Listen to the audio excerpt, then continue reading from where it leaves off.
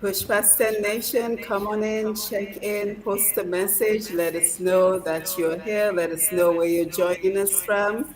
Of course, today is Wednesday, September 28th, and for a lot of us, we're very concerned about Hurricane Ian, which is targeting Florida as we speak. So I think they're expecting landfall maybe about 2 p.m. today. And we're hearing words such as catastrophic, devastating, historic, worst hurricane to impact Florida in recent times in the last maybe 100 years. So we wanted to bring in Dr. Thompson Fontaine, who many of us are familiar with. As you know, he's an economist by profession, working with the government of South Sudan, but he's also an expert when it comes to hurricane. As a matter of fact, Dr. Fontaine was able to guide many of us with regards to Hurricane Maria back in 2017 and was able to guide us and give comfort to many of us during that time back in 2017. So he has graciously accepted my offer to stop by today as we're tracking Hurricane Ian in Florida. So come on in, share the live, let everyone know that we're here because we're sure that you too have concerns with regards to Hurricane Ian. So let's bring in Dr. Thompson Fontaine. Dr. Fontaine, how are you today? Hi, Simon. Good afternoon to you and to your many listeners. It's great to be with you on this historic day. Really, it's going to be quite an interesting one for us, and I'm happy, of course, to be here. Yes, yes, yes. And you know, I don't think we particularly like that word historic when we're referring to hurricanes Yeah, because I that know, may right? not be good news. It conjures up all sorts of bad memories, especially for those of us in Dominica who've experienced, Hurricane Maria. Yeah, Yeah, it yes, certainly does yes. not ring a very good bell at all. Absolutely. Yes, so tell us. So far we're seeing Misha Israel, Cheryl Rowe, Lydia Harrison has joined us. So guys, come on in, share the live, let everyone know that we're here so we can discuss our questions, our concerns as we pray and we think about our families in Florida because the entire state of Florida will be impacted by this hurricane. So Dr. Fontaine, Hurricane Ivan, what should we know? Hurricane Ian, yeah? Ian. Yes, well, it is catastrophic. It is just about 2 miles per hour shy of being called a Category 5 hurricane. So for now, it is still Category 4, but effectively it's a Category 5 because you can be sure that there are gusts of winds in excess of 170, 175 miles per hour.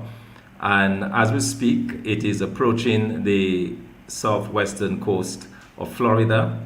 The exact location is still not quite known, and for the very simple reason, the eye, what we call the eye wall or the eye of the storm, is relatively small. Hurricane force winds only extend up to 40 miles from the center, so it is very difficult when you have that small size of an eye to predict exactly where it's going to make landfall. But the problem about these small storms is that they are compact, but that they are very efficient. So we saw that it moved from a Category 1 storm when it was formed yesterday to a Category 4 today.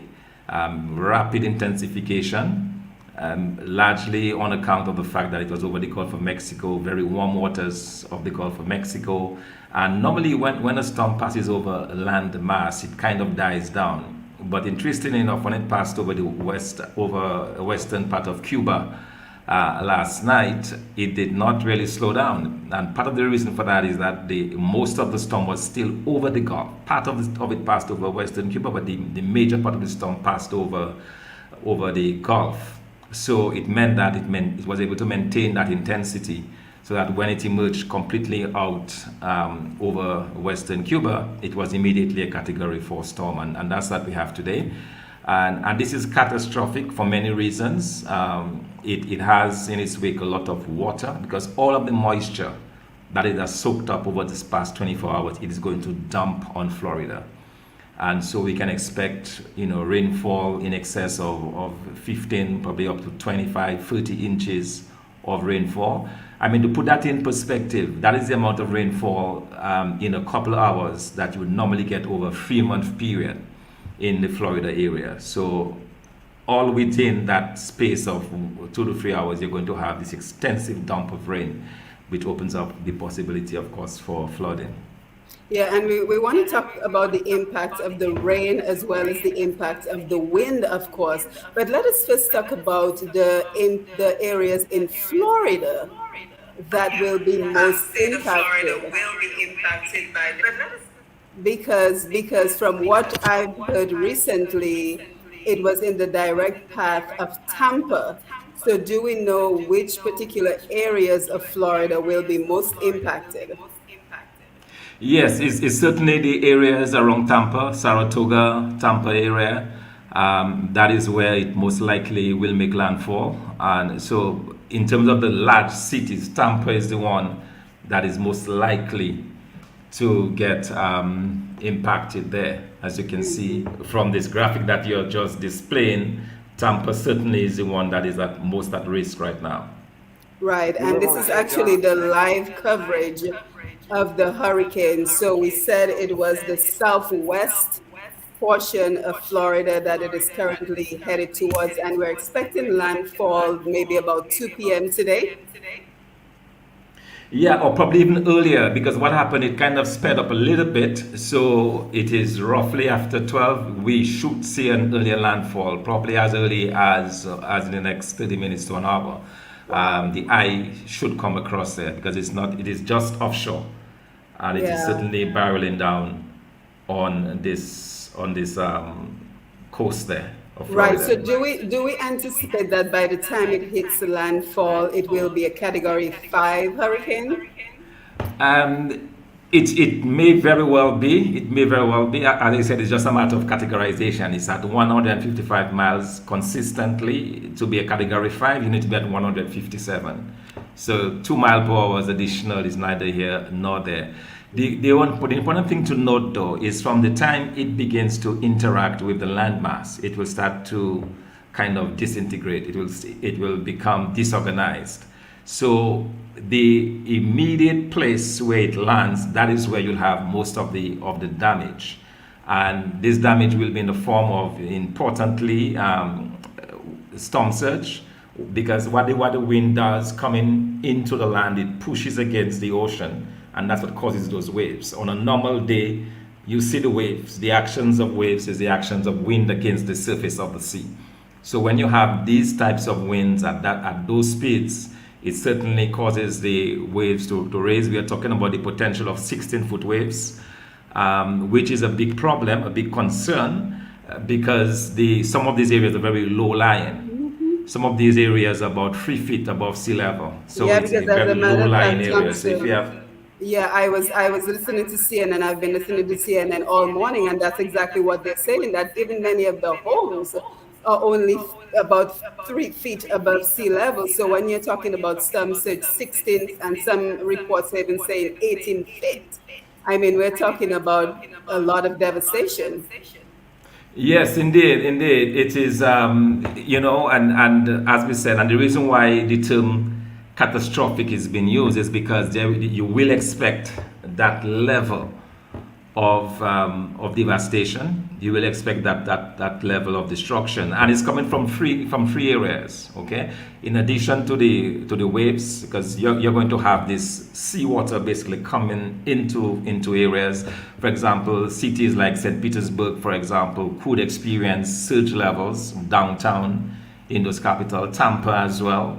The sea could obviously come into those cities. That's the storm surge, and then you have the impact of the wind, which is likely to topple, to remove roofs. And in those large cities where you have those cranes, for example, we normally see those very huge cranes in those cities. It has the potential to topple those cranes. If those cranes topple, they could, of course, fall on buildings, they could fall on people, they could fall on, and cause a lot of damage. So you have the wind damage you have to factor in. And the one that is most likely to impact all of Florida is the rain. Because you're going to have, as I said, for the next several hours, you're going to have sustained rain that will just be inundating the area. And it's not like Dominica where the water rushes to the sea. These are low-lying areas, so what we'll have is a slow rise. You can think of what happened with Hurricane Gilbert in New Orleans, when the city literally almost drowned. An entire city of New Orleans almost drowned, and that's what happened. The storm simply sat over. Hardly anybody died from the wind. The deaths that were reported, and I suspect there may very well be, in particular if individuals did not hit the warning, and some people did not. There were mandatory orders by the authorities for people to leave. But as always, people are adventurous. Some people want to stay. Some people don't want to leave their homes for whatever reason. And so you may very well see, casualties or Yeah, and that is injuries a out and of that this. is a real concern. And let me apologize, Nigel. Thank you for letting me know about the echo. I know there's an echo, but unfortunately, we can't seem to figure out why that is the case.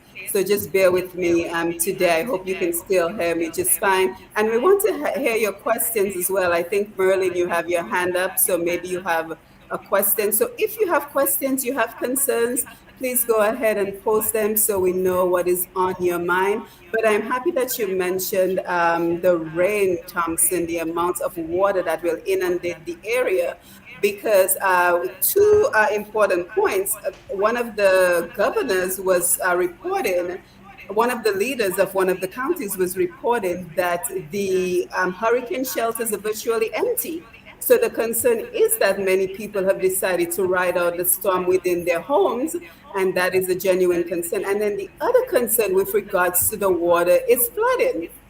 Because, like you mentioned, Florida is a very low-lying area, and what they experienced during Charlie, which was back in 2004, was that many of the sewage, many of the manholes simply overflowed because, like you said, the water had nowhere to go. So that is absolutely a concern with regards to the amount of water that will inundate the area.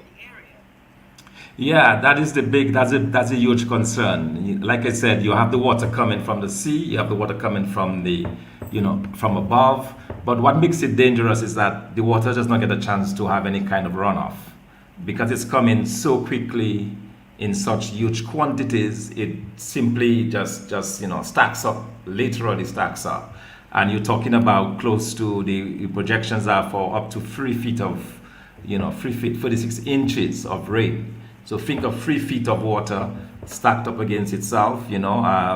That can create all sorts of problems. Of course, it's a flooding hazard.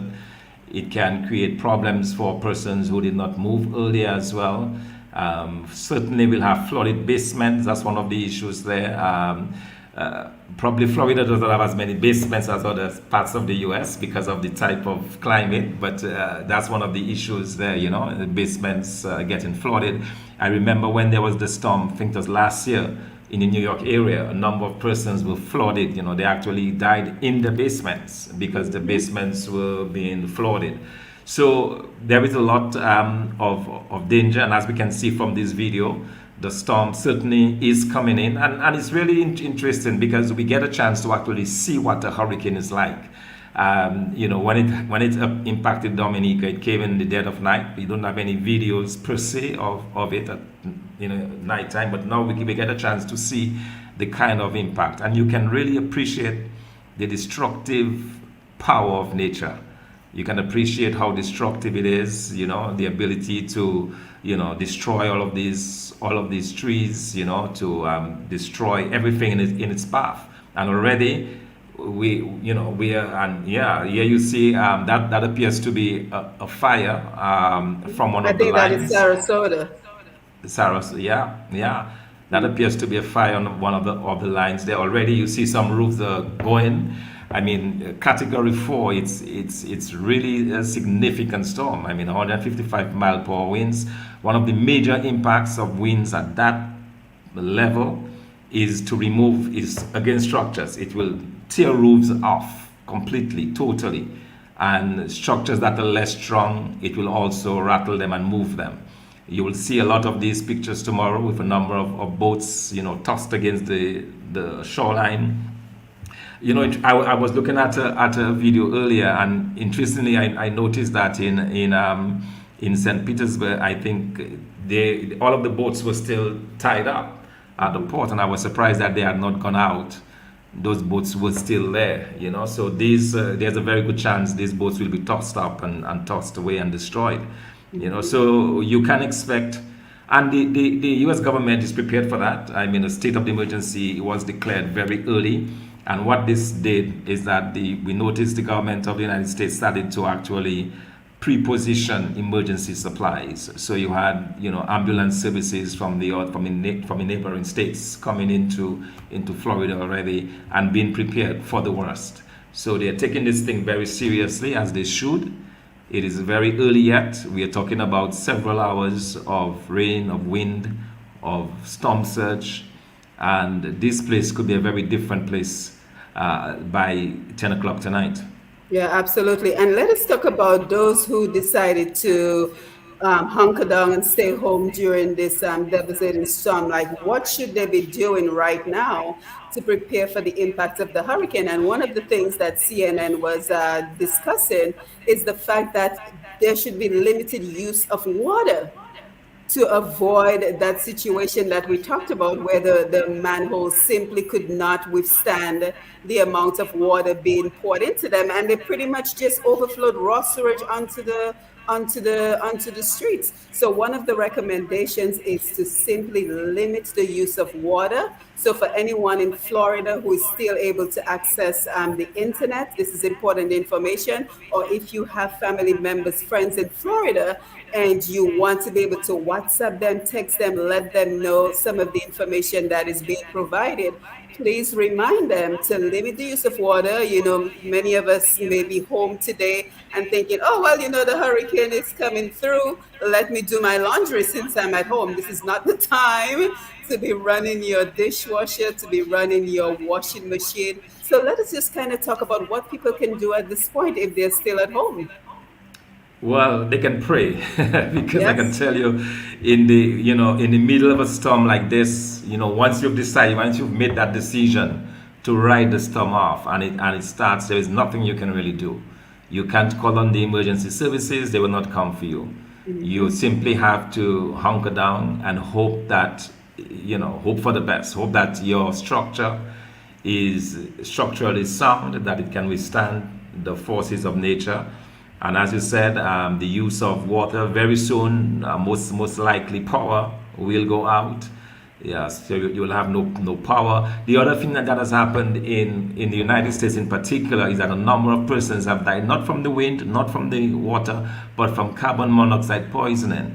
Because what they've done is that they have switched on their generators in the middle of the storm, and some of these generators are actually located inside of their homes. So they turn on their generators because power is gone, and the generator, as you know, you have these very portable generators, very easy to move around. And you have a number of deaths in past storms where people die from carbon monoxide poisoning because they turn on the generator in their homes. Their homes are shut, obviously closed off against the wind, and before you know it, they're dead. That's a quick, silent killer that sadly people have died that way in the past, and it's something that the authorities have been warning all day long, that if you're in Florida and you have a generator, please do not turn on the generator inside the house. Wait for the storm to be over, put the generator outside, and then turn it on. But you should never turn on a generator inside the home. Yeah, that is really valuable information. So thank you for sharing that. And the comparison is now being made to Hurricane Katrina. And we've seen the devastation that was caused by Hurricane Katrina. So, I'm just wondering why the reports are saying that this may be the worst hurricane Florida has seen in 100 years. Is it because of the storm surge that is being expected? Because that is what the reports are saying. It's the worst hurricane in probably about 100 years for Florida. So even worse than Hurricane Charlie back in 2024, which we know kind of devastated, especially the Punta Gorda area. Yeah, I think it has to do with the storm force winds, the category 4. We've gusts up to category 5 because we're talking about gusts, as I said, close to 170 miles per hour. They've never seen that size of storm, and that is the problem. And that's why you will find a storm like that, you will have a lot more casualties because people don't know what to expect. They've been through hurricanes before, so they think, okay, well, it was just like the last one, the last hurricane that was 75 miles per hour. But the thing is, for every 5 mile increase in the force of the wind, it is not just 5 times more. That is multiplied. So, in other words, a 150 mile per hour hurricane is not twice the size, or is not twice the force of a 75 mile per hour. It is more like 4 or 5 times the force of the 75 miles per hour hurricane. So, what you have typically in these situations where individuals believe that they've seen that before, it will be easy. They stay on, they take chances, they risk their lives, and then you have this sad issue of deaths. You remember when the hurricane, I think it was Katrina that inundated New Orleans. Persons did not know what to expect, so they took it lightly. They did not evacuate their homes. They did not go to shelters until very late, and we had these horrific scenes being, played out. So, the people of Florida are they're in for something. It will be something that they've not seen before, because I'm sure if the last time it was in 1924, most of the people alive here today would not have seen it. They would not have known about it. So, yeah, that makes it all the more dangerous, all the more, you have to feel for them, because, this is not easy. This is not easy, and also is the rapidness with which everything is going to happen. It happens very, very quickly from the time all the destructive wind and rain and so on is clustered around the eye of the storm. So you find that now you might see the trees bowing, but when that eye comes across, the next hour after the eye has crossed, that is probably the most dangerous hour in terms of the wind, and that's where you have the most catastrophic damage in terms of the wind, just an hour or so after. So the worst is yet to come. What we have been saying is just the first few, if you like, the first bands coming across the land. But the worst is clustered around the eye of the storm, and that is going to be very, very dangerous. Yeah, yeah. So we want to thank everyone who's joining us via Facebook Live. We see Abiel Charles, Joe Williams, Gail Roye, Angelina Benjamin, Margaret Charles, Cyrus Regis, Susan Scotland Joseph, Clavia Joseph, Diana Roberts, Paul Matthew. Nice to see you, Paul. Alyssa Irish is here. Anthony Simon, Jojo Polidor, B. Jerves, Eugene Duran, Nas Anton. So thank you guys. Thank you for being here. And don't forget to share the live. Let's see if we have any questions coming in. We have Veronica who says, good morning, praying for God's protection. We see Anthony who says, good morning, my fellow Dominicans. Let's keep Florida in our prayers. Amen. And Nas says, Lord, send help for our people. So Thompson, we're expecting this hurricane to sit on Florida for an entire day. So I think that is one of the concerns, the fact that it is such a slow moving hurricane. So let's speak about that, that it makes it potentially even more impactful because of the length of time that it will sit over Florida. Yes, and that is what makes it all the more dangerous, because it is, and not only that, it is not skirting the Florida. It's not like moving along the coast. It's actually going across the country, so or across Florida, and it will reemerge on the other side of the Gulf. So it's a situation where that makes it dangerous, because you're going to have, as I said, that will be consistent rain. So you're going to have rain consistently coming down for 24 hours. And, so it's going to be a mess. You're going to have extensive flooding. These areas flood relatively easily. So you're going to have extensive flooding. And it's going to be difficult, because in the midst of the flooding, it's very difficult for people to actually even leave their homes or to do anything. And again, if people are in basements, or if they're in a low-lying buildings, then you could have the situation, you could have a serious threat to life there. And in those cases, if the emergency services are not able to operate, then people can be in a lot of danger. But what is happening with this storm is that it is a well organized storm. It is very well organized, and because of this organization, it will not just dissipate quickly. The hurricane winds will diminish relatively rapidly. So it comes on shore as a category 4 storm, but within an hour or two, it will be most likely category 1. It will come down very rapidly because it interacts with the land. And what happens is that it pours out a lot of the moisture that goes away, because the moisture is what creates the storm. But once that moisture is released, it eases the storm. The problem, though, is that this moisture continues to be released over time, and that is where the flooding comes in. That is where we have the real worry. And unfortunately, the danger is not over once the hurricane passes. So, what should we be concerned with after the hurricane? Well, based on past experience, the main problem is flooding. When power goes off, for example, there are a number of persons who, for example, who may be in their homes and who rely on oxygen. They need their oxygen supplies to be replaced. You're going to find people deprived of those types of things. People on dialysis. Persons who have medical conditions. That's usually one of the major concerns after a storm, the ability to quickly gain access. And if you have flooded out areas, that becomes all the more difficult to do. And especially if you have structural damage to buildings are blown apart, people are killed, and so on, it makes it difficult. Then you have to mount this rescue operation. The federal government, they have actually stationed the National Guard. They have already mobilized the National Guard. So you can be sure that as soon as this thing is over, they'll be out looking for people. They'll be in a search and rescue mode, doing rescues, whether it is from flooding or persons probably trapped in buildings and so on. So you'll have a lot of those types of activities taking place. My worry is that a lot of the really dangerous time will be later tonight. So although the storm is coming on shore this afternoon, but the intensity will be maintained for probably 5, 6, 7 hours. So you're talking about by the time it's 8 o'clock tonight, it will still be difficult for any type of rescue operation. There'll be no lights, there'll be no power, so it can make it very difficult. So people have a really long night ahead of them. And that makes it all, puts all these sorts of complications, because they have to literally, wherever they are, they have to stay and kind of fight it out.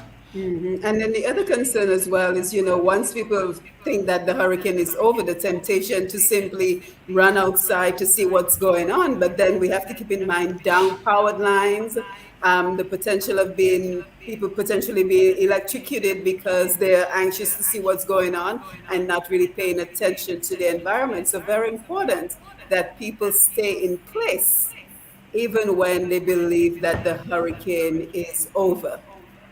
Yes, indeed. In fact, I was listening to some of the emergency reports and just the authorities giving people information. That's one of the things that they kept stressing.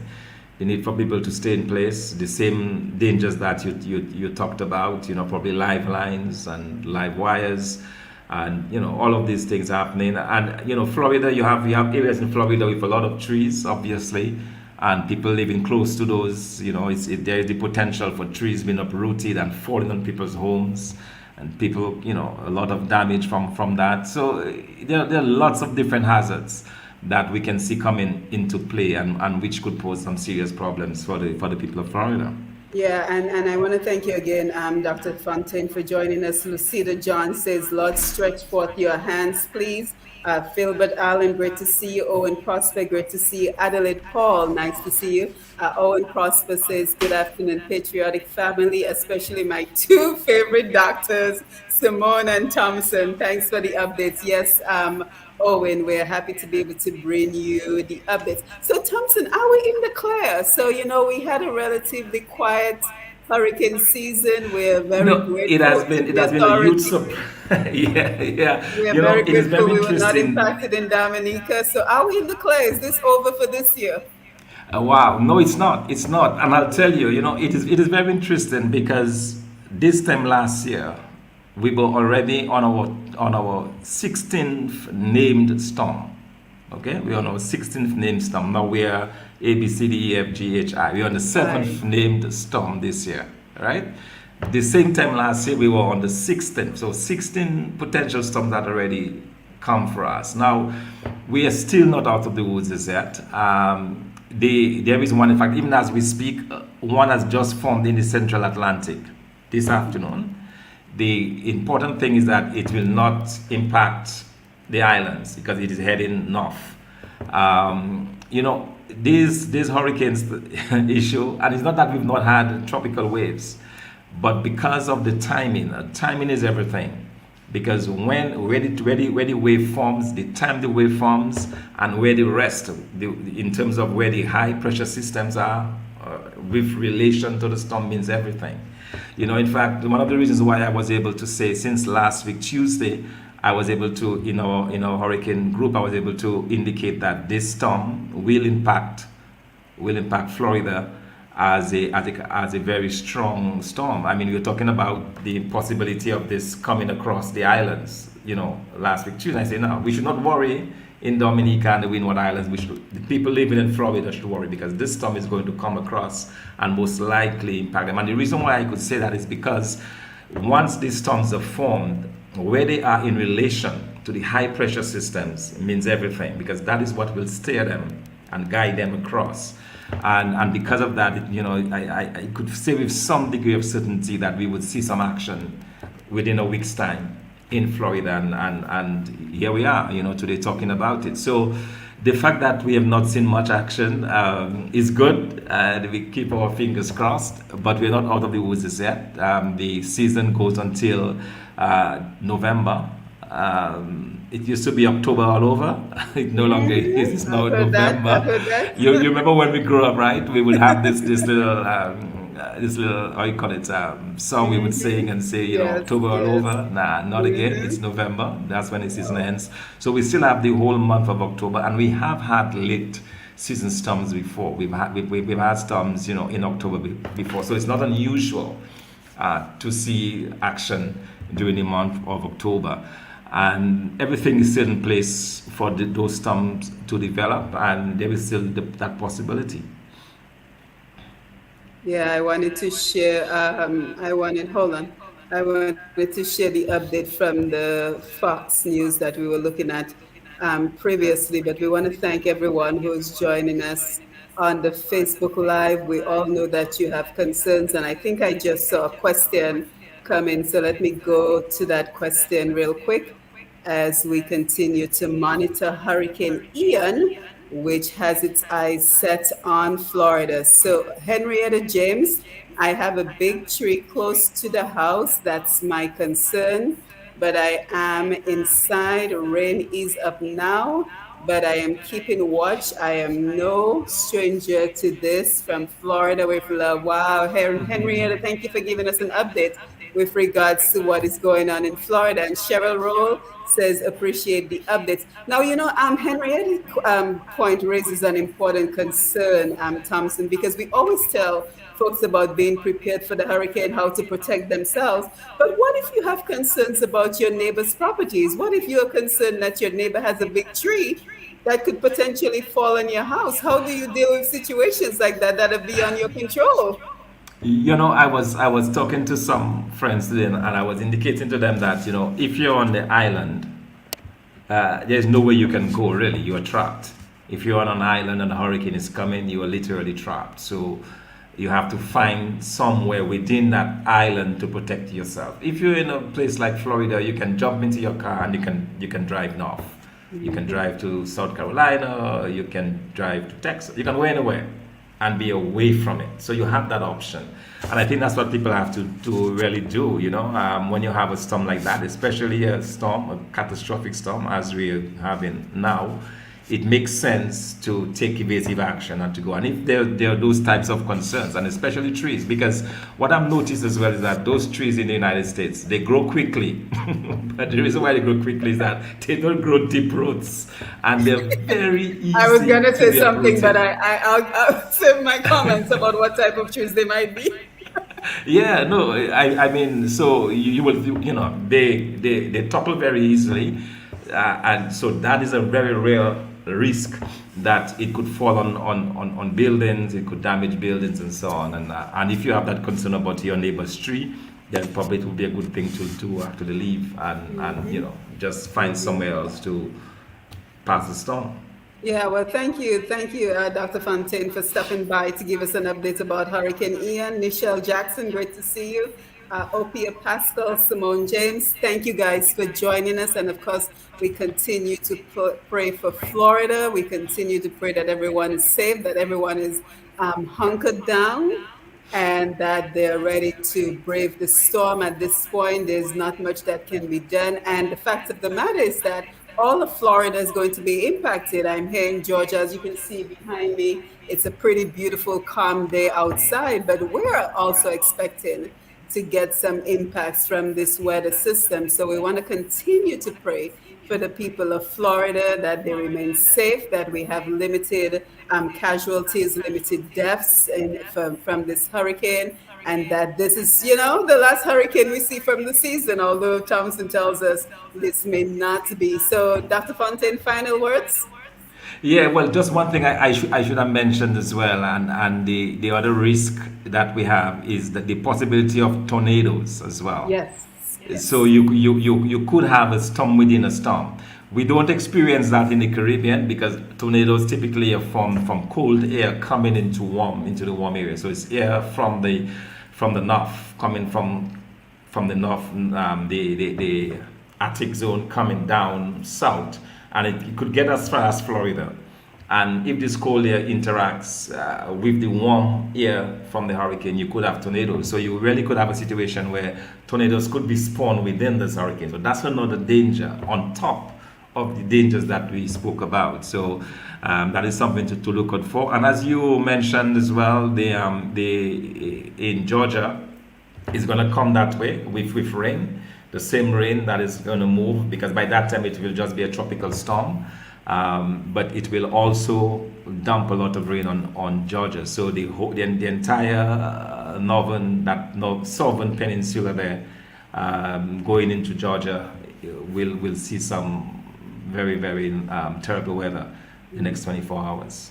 Absolutely. Well, thank you. Anthony says Georgia is not out in the clear. Yes, Anthony, I'm fully aware of that. And I know you're in Atlanta as well. Sandra Green, thanks, Dr. Fontaine. I am here in Florida hoping for the best. Yes, Sandra, so we're hoping for the best. June Sukle is watching. Nice to see you as well. So thank you, guys. Thank you for being here as we did a quick update on the Hurricane Ian heading for Florida. And we pray for the best outcome possible at this time. So we'll continue to monitor the weather. We will continue to monitor the system. And hopefully it will not take an entire day. It will go by quickly. But that is not what the projections are saying. So again, I'm Simone Matthew, joined by Dr. Thompson Fontaine, as we did an update on Hurricane Ian. Don't forget to follow Push Past 10 for all the latest in terms of our culture, our people, our businesses, and also for updates such as these, where we are able to come to you live and take any of your questions, any of your concerns, and just pray together as a group for the best outcome. So again, thank you for being here. Until next time, don't forget Roots Connections this evening at 8 p.m. Q95 FM. We're talking about finally putting the pieces together to create that music industry that our music professionals need. So don't forget to join us this evening from 8 p.m. Henrietta says there was a small tornado was also along I-95. The alarm came on, so we were alert. So a lot to be concerned about. So please, if you're in Florida, please stay safe, stay indoors, stay away from windows. Stay away from windows. Try to get into that particular room that you may have, even if it is your bathroom, that has absolutely no window. So again, guys, thank you for joining us. And don't forget to follow Push Past 10 so you will know the next time that we go live. Until then, take care. Thank you, All right, thank you. Thompson. Thank you. Take care. Bye bye. Yeah.